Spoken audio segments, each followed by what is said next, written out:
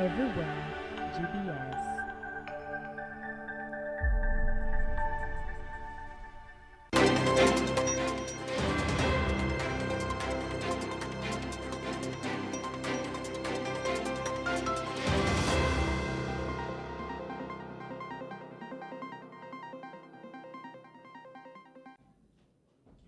A very good evening and thank you for joining GBS News at 9. My name is Stephen George and our sign language interpreter tonight is Ivy Kamau. We have a lot lined up for you tonight, but first, here are the highlights. The beach management units, being cooperatives, can then begin to provide linkages for fishing. President William Ruto has pitched camp in the Nyanza region as he launches development projects to the Luo Nation to his side. In terms of agricultural produce, these are very important issues. We cannot afford to move agricultural input from zero rated to exempt because as we talk now, Uga prices is in its highest prices. Members of Parliament slammed 2025-2026 budget over high cost of essentials. In law, the supreme law is the Constitution, followed by statute law. Regulations come a distant third. Uganda's longest-serving leader, retired Colonel Dr. Kizza Besigye, arraigned in High Court today facing accusations of plotting to overthrow the government.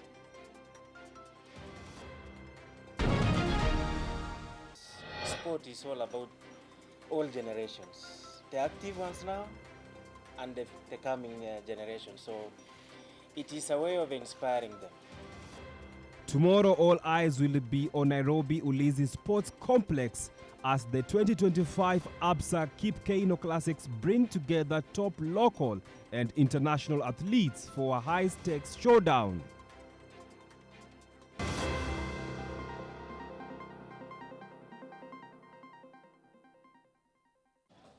To our first story now. For the second day, President William Ruto has pitched camp in Nyanza region as he launches development projects to woo the Luo Nation to his side. Today, the president had a busy schedule in Homa Bay County in the company of ODM party leader Raila Odinga and the host governor Gladys Wanga, among other leaders. On 1st of June, the head of state is expected to lead the country on Madaraka Day celebrations in Homa Bay town. Our GBS reporter Sheila Wawira tells us more. From Kisumu yesterday to Homa Bay today, President William Ruto launched and commissioned several development projects in Homa Bay town. The president launched a fish market for the fish vendors. Then the moment came to put a smile on the residents as the third phase of the affordable housing project was launched and the locals became homeowners. Mimi kwa majina naitwa Samuel Abila. Mimi mfanyakazi wa jua kali na hata hizi nyumba madirisa na mlango nilihusishwa kwa kujenga. Asante, nimeshukuru na nimefurahi.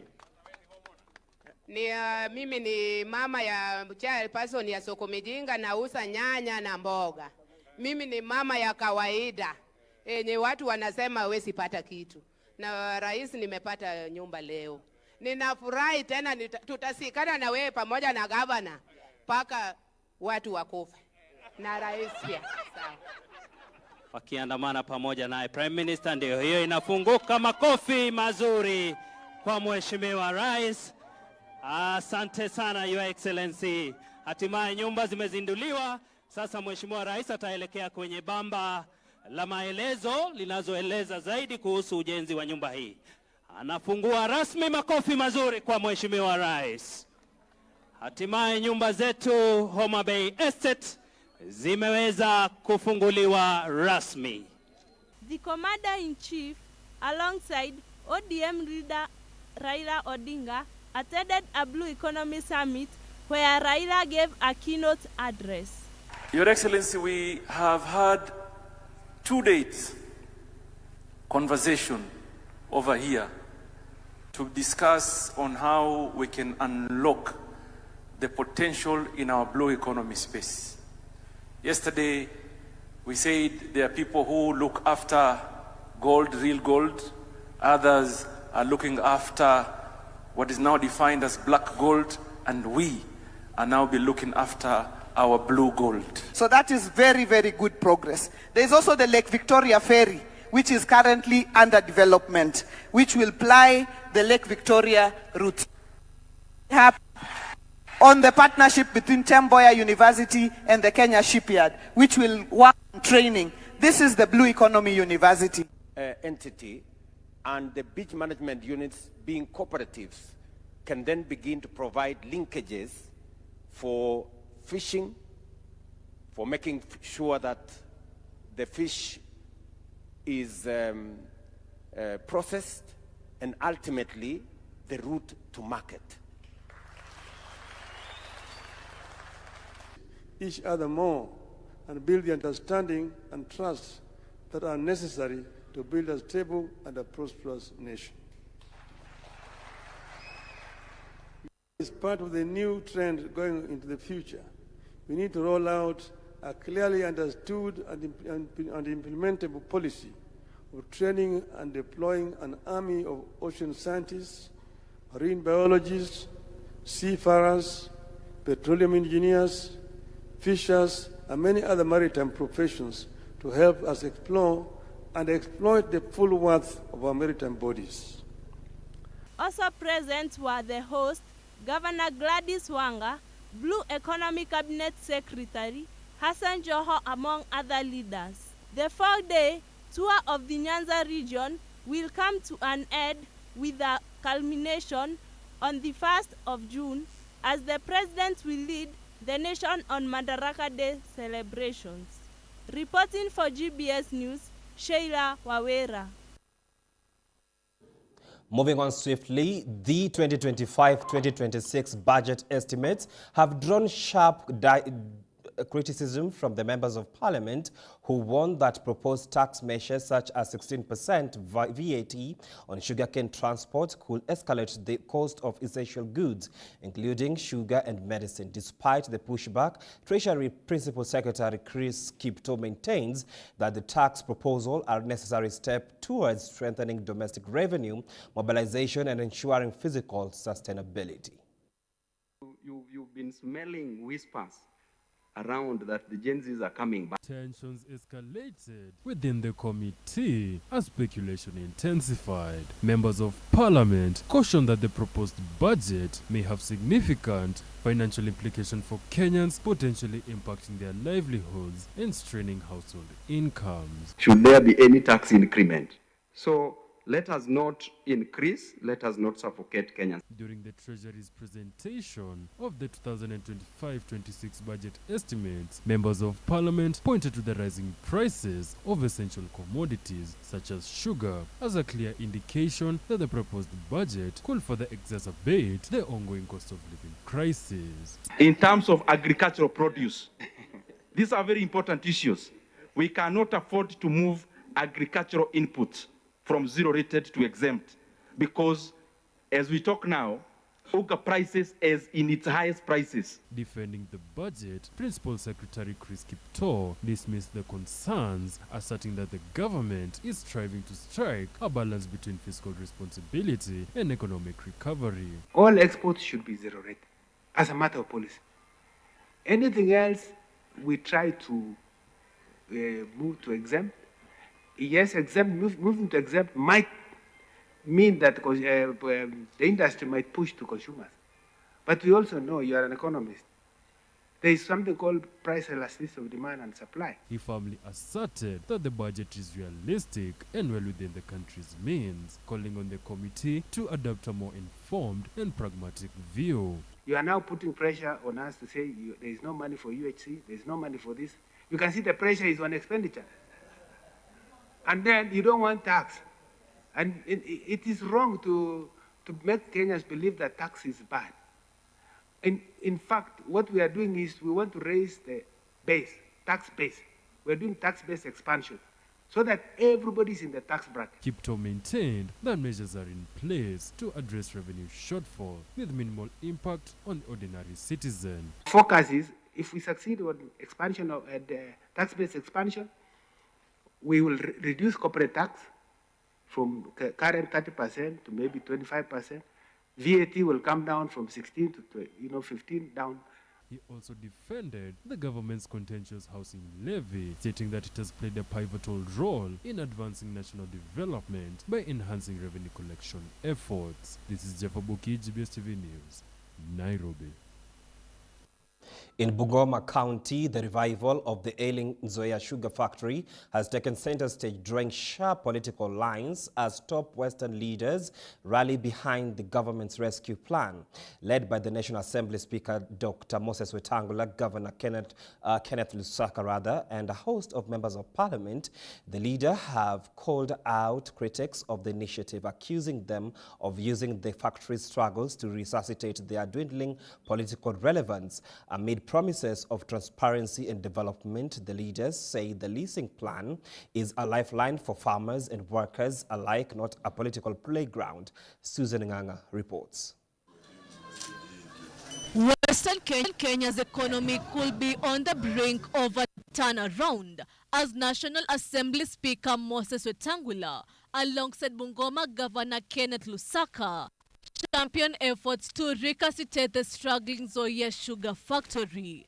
Speaking during an economic development tour in Bungoma County, the leader dismissed critics of the leasing plan, saying they are misleading farmers for political mileage at the expense of an industry that supports thousands of livelihoods.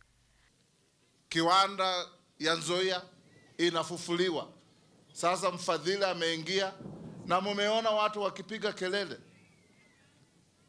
Mtu halimi miwa, mtu hata halimi chochote. Mtu kama Eugene Wamalwa sijawahi kusikia hata amelima njugu. Hakuna. Lakini hako hapa anapiga kelele kweli kweli. Watu wasiliboreshe Nzoia. Iko mbunge mwingine alikuwa huko Kandui, shamba yake amelima kahawa na ako 1 kilometer from Nzoia. Halimi miwa, ako hapa anasema Nzoia isiboreshwe. Kuna mwingine huko kwake miwa inalimwa inaenda Mumias, ako hapa anasema Nzoia isiboreshwe. Na sisi tunataka kubadilisha maisha ya wananchi. Kwa mambo ya Nzoia, I don't want to belabor. I made my point. We need Nzoia to work for our farmers to benefit and workers to benefit. Nilisikia kwa shule retirees wakisema watakuja kwangu, but the good news is money 7.7 million has already been sent to pay the retirees of Nzoia as I speak today. So there's no need of coming to my place. Pesa imetumwa, mutalipwa. And we are here to ensure that you benefit as much as you can. Tunataka Nzoia mkulima alipe on time, the workers to be paid on time, so that they also benefit the way other people are benefiting in other areas. Bungoma Senator Wafula Wakoli also weighed in, condemning what he termed divisive politics that derail progress and discourage investors. Hii shamba ya Nzoia, when they talk of leasing, wamekotesha. Huyu wa Mumias alitaka kukotesha hiyo shamba yetu at 9,000, not even a market price, because the market 1,000. Huyu mwenye alipata contract hii, he's leasing that farm per acre at 57,000. And that one subject to every profit ambayo itakuwa inatengenezwa hapo ndio itakuwa inarudi kwa wakulima for bonus. That's what the lawyer told me. So the leaders who are here today, my brothers and sisters, make sure that you follow the agreement that the investors signed with the government so that the farmers of Bungoma benefits. Na wale mliosoma ile Biblia ilisema watu wawili wanagombania mtoto mmoja. Kuna wale wanagombania Nzoia kujifufua kisiasa. Kuna wale wanagombania Nzoia ili wapate umaarufu. Kuna wale ambao wanapigania Nzoia kwa sababu zote zao wenyewe. Lakini mimi nasema hivi hapa leo kama mbunge wa Kandui, Nzoia must be able to work. Na Nzoia kufanya kazi lazima mkulima alipwe pesa zake. The leasing model aimed at injecting fresh capital and operational efficiency into the miller, is being presented as a critical move to restore profitability and create jobs within the sugar value chain. Susan Nganga, GBS News, Bungoma County. We are taking a short break. Keep streaming into social media platform at GBS TV Africa. We'll be right back. Welcome to Fun Dance Class. Today we will continue learning about Jingle Bell Rock. Friends, first you cross your arm and put it on top of your head, and as you go in left side, you open it, then you come back to your place. And then you make your leg 90 degrees, and then as you put your legs until 90 degrees, you need to jump a bit. 1, 2. Then as you jump a bit, you need to stretch your hands downwards.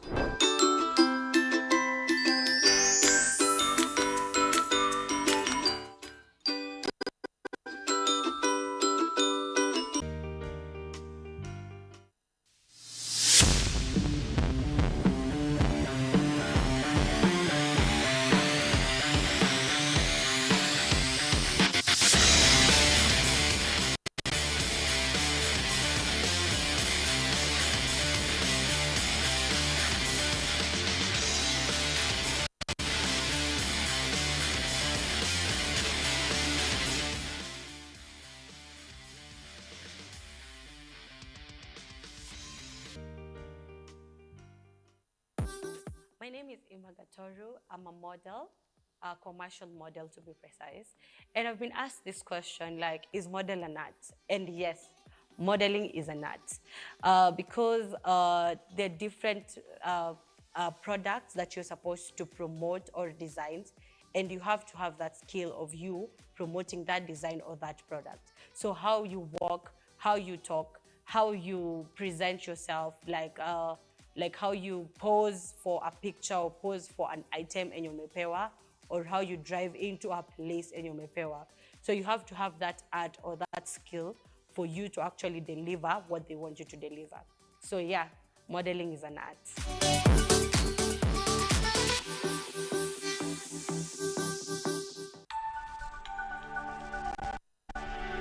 Everywhere, GBS.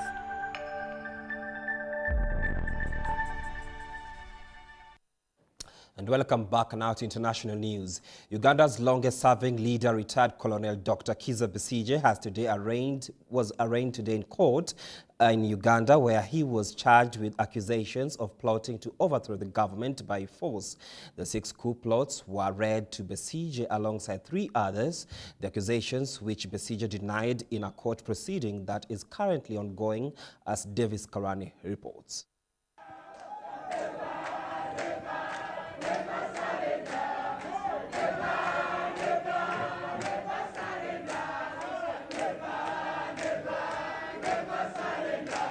These were the series of occurrences that took place at the law courts in Uganda, where Dr. Kizza Besigye was denied a cash bail according to the constitutional requirement that led to his legal team seek for an alternative. We made an application to release our clients on bail because the Constitution says if an accused person has been in custody for more than 6 months, 180 days, they must be released on bail. That's what we call mandatory bail. And no other proceedings can go on before the consideration of bail. So the court agreed to hear our bail application. And at the end of it, the court did not grant bail, saying that it has no jurisdiction, it should be the High Court. Although the law is very clear that the subordinate court, that is a magistrate's court, can grant bail. The magistrate cited practice directions, practice rules. In law, the supreme law is the Constitution, followed by statute law. Regulations come a distant third.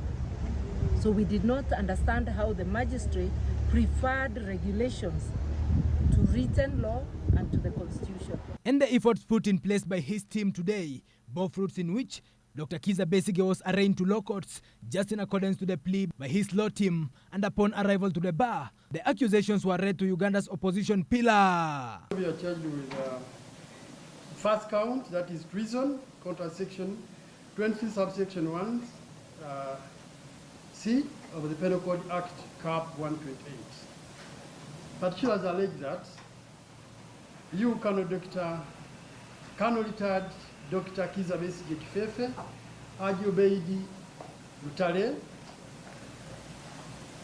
Captain Dennis Olal, and others still at large, between the year 2023 and November 2024, at various places and countries, including Geneva, that is Switzerland, Athens, Greece, Nairobi, Kenya, Kampala, Uganda. You contravened a plot to act or matter by force of arms to overturn the government of Uganda as by law established and expressed or declared such a plot, act or matter by utterances and overt acts. It is a case that is currently undergoing, and the verdict shall be given today. You cannot, Dr. Kizza Besigye Kifefe, you traveled to Geneva, Switzerland, and attended a meeting on the 29th day of October 2023 with others, where you and others discussed a plot to overthrow the government of Uganda by force of arms. B. Colonel retired Dr. Kizza Besigye Kifefe, you traveled to Geneva, Switzerland, and attended a meeting on the 24th January 2024 with others, where you and others discussed a plot to overturn the government of Uganda by force of arms. Besigye's fate lies underway, but it remains uncertain. Davis Karani for GBS News, Kampala.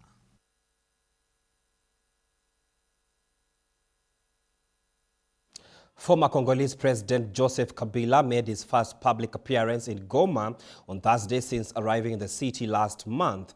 Amid escalating tensions and ongoing violence in Eastern Democratic Republic of Congo, Kabila, who ruled the country from 2001 to 2019, met with local religious leaders in the rebel-held city. Though he did not speak publicly, the meeting underscored his growing involvement in the region's search for peace, despite accusations from the government that he is backing the M23 rebel group. Religious leaders have called on Kabila to step into a mediating role. As religious leaders, we told him to play the role of arbitrator so that peace will return.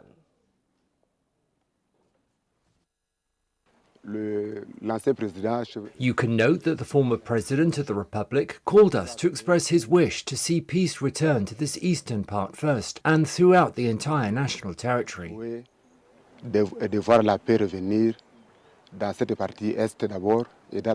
His wish is that peace be restored, national cohesion, but also living together. That is briefly what he told us in his message.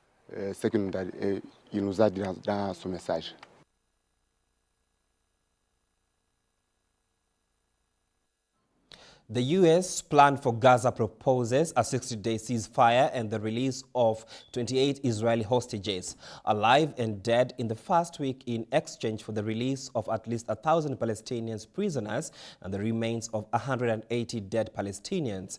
The document, which says the plan is guaranteed by the U.S. President Donald Trump and mediators Egypt and Qatar, includes sending humanitarian aid to Gaza as soon as Hamas signs off on the ceasefire agreement.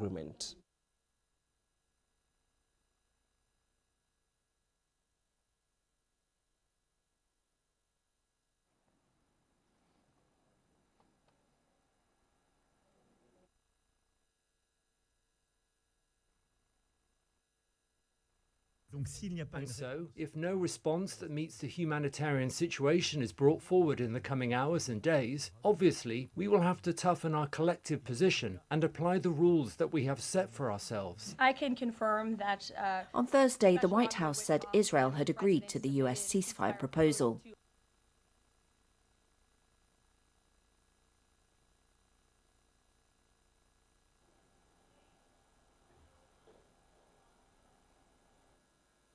Well, it is time for your favorite segment of the bulletin, the sports news. Let's get sporty.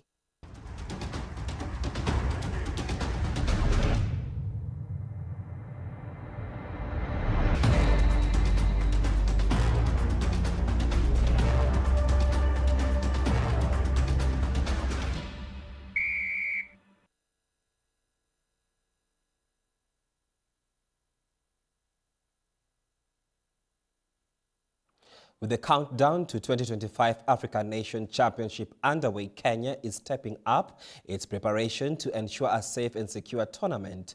The Confederation of African Football, CAF, has launched a two-day security training for supervisors in Nairobi, a key move as the country gears up to co-host the championship alongside Uganda and Tanzania.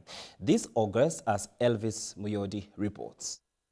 Do something wrong, it's either you are arrested or you get a kick and pull. The Confederation of African Football, CAF, has begun a two-day security training in Kenya ahead of the 2024 African Nations Championship CHAN, running from 2nd to 30th August this year.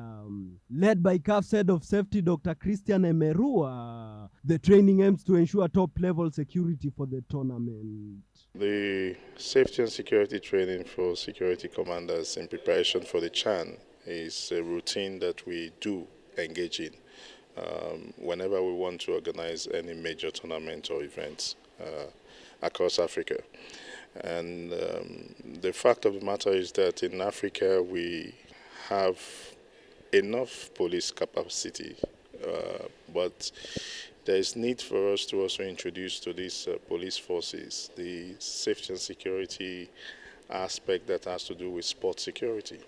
And football is peculiar in this case, so we have to speak specifically in areas that affects the operations of our tournament. Why we are not here to teach the police their job, but it's important to also let them understand what our safety and security regulations and expectations are, and for everybody to align, to the vision of CAF as it relates to the delivery of safety and security operations. Local Organizing Committee Chair Nicholas Musonye stressed their commitment to a safe event, saying no chances will be taken in protecting fans and stakeholders. The importance of this workshop is to equip our security officers with the knowledge about the security of CHAN, which is very key in ensuring that we have a successful competition without any security risk. So I'm very glad and happy that the CAF have dedicated their time to come and work with the officers who will be on the ground. Most of them are commanders, because you remember what happened during Gabon Kenya match. There were so many lapses, and those lapses have made us to know that anything can happen in football without proper organized security. So that's why we are taking this security workshop very seriously. As a LOC, we are not taking anything for chances. We are moving forward to ensure that security is paramount. Without security, we have no competition. The tournament, co-hosted by Kenya, Uganda, and Tanzania, also acts as a key rehearsal for the 2027 Africa Cup of Nations, set to take place in the same countries. Elvin Muyodi, GBS Sports. Robots are stepping into the ring and into the future. In China, the world's first humanoid robot boxing competition has taken place, showing just how far robot technology has come. These high-tech robots, made by a company called Unitree, can throw punches, dodge attacks, and stay balanced, all while being controlled by humans using voice commands and remote controls. The event is part of the China Media Group's World Robot Competition Series and is more than just a show. It's helping scientists and engineers test how robots move, think, and work with people in real time. Unlike robot races that focus on speed, this boxing match tested strength, quick thinking, and balance, important skills for robots that may one day help in homes, factories, or hospitals. It's an exciting look at how robots are becoming smarter, faster, and more helpful, one punch at a time.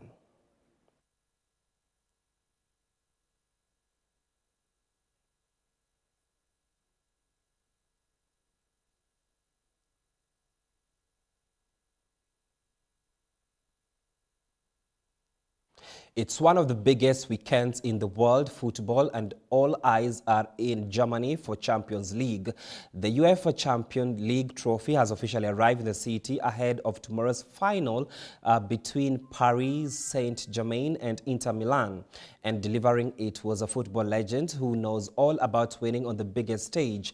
Andreas, he joined forces with sponsor FedEx at the Champions Festival to help kick off the celebrations in style. The UEFA Champions League trophy arrived in Munich ahead of Saturday's final between PSG and Inter Milan, carried by none other than Spanish legendary midfielder Andres Iniesta. Iniesta helped launch the Champions Festival at Olympia Park, where fans, community groups and FedEx employees took part in the Walk of Champions, a celebration of football's uniting power. Reflecting on his former coach and current PSG manager Luis Enrique, Iniesta praised his leadership and work ethic. Luis Enrique is a coach I love. I love how he manages his teams, how he communicates, and how he's an incredible worker and a coach with an enormous talent. So, well, I wish him all the best. Looking ahead to Saturday's final between PSG and Inter Milan, Iniesta called it a moment to enjoy, honoring the hard work both teams put in to reach this stage. I think that when it comes to a final, it's obviously a matter of working hard, but above all, enjoying it because the journey they've taken has been magnificent. With PSG chasing history and Inter Milan bringing their legacy to the pitch, Iniesta believes it will be a match to remember. Getting to a final is never an easy feat, and as a result, they are in a position to compete for the title and win it. It will be a great match in the end, and well, I hope everyone can enjoy it. Elvin Muyodi, GBS Sports. Tomorrow, all eyes will be on Nairobi's Ulinzi Sports Complex as 2025 Absa Kip Keino Classics bring together top local and international athletes for all high-stakes showdown. With the 22 events lined up, the Continental Tour Gold meets promises fast time and fierce competition, featuring big names like Ferdinand Omanyala, Mary Mora, Julius Yego, and international stars like Marvin Bracey Williams and Kenny, among others. We'll have these details tomorrow. Well, we have come to the end of the news bulletin. It is always a pleasure having you on board. Let's do this again next time, same channel. We make your news our business. My name is Stephen George, and our sign language interpreter tonight has been Ivy Kamau.